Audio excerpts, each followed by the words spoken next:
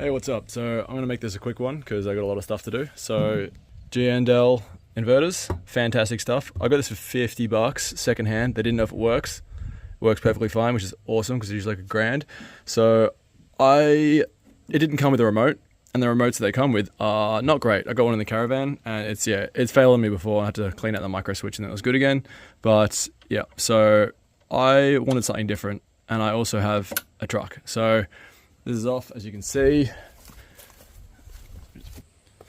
All right, and we're back. So this is the button I put on. As you can see, lights up nicely. These are the cables I need. And it has turned itself on. So you can also obviously turn it off with the other button. So you can turn it on in here, and I can turn it on in there, which is muy bueno. So what you need to do is, let me see if I can find the other end. Give me a sec. So this is what I got. I got 10 meters, one of these. This is what it is, an RJ11. I think all these are pretty much the exact same.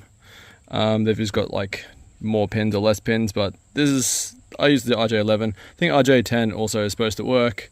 But yeah, so pretty much you just strip this, and once it is stripped, all you have to do, if you want just a simple switch, then you just gotta connect the red and the black, which would be, sorry, the cable's not as long. Oh no, yeah, there we go. Yeah.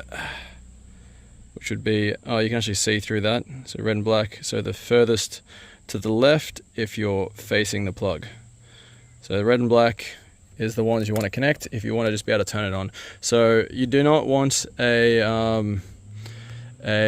rocker switch or anything like that. You want a momentary, because you just want to connect, disconnect. That's how these inverters work. They just connect, disconnect, and then it turns on. So if you hold it down, I don't know what'll happen, but I can't imagine it's going to turn on.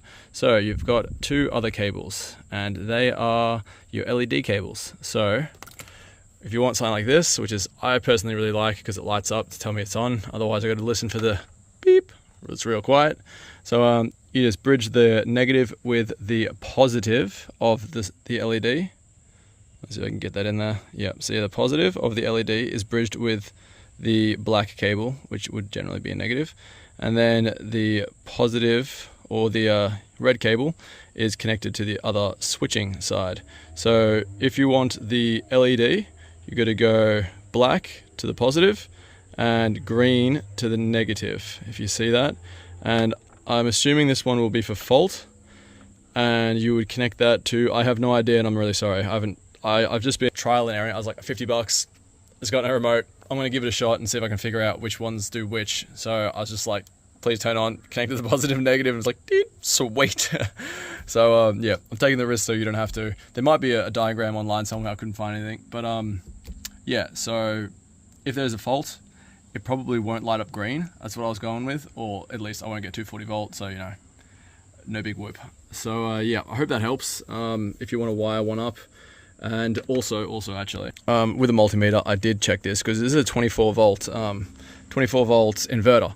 So I was a bit dubious of running a 12 volt switch. So I actually checked the output on the LED, and it outputs about 30 volts. However, I literally bought all of these to bring it down. It's a pack of, whatever. I only needed one to bring it down to 12 from 30 volts, and it brought it down to like 6 volts. So I found out that when it has a load going through it, like an LED, it's only putting out about 8 volts. So it will light up. You'll like see if you look, it lights up perfectly fine. It's a good light up. I'll notice that. So yeah, even with 8 volts, still lights up.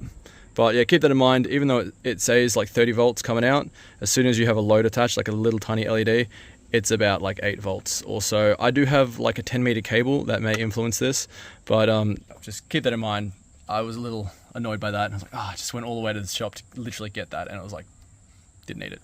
So yeah, if that helped, like, subscribe, and all that jazz, and I'll see you in the next one.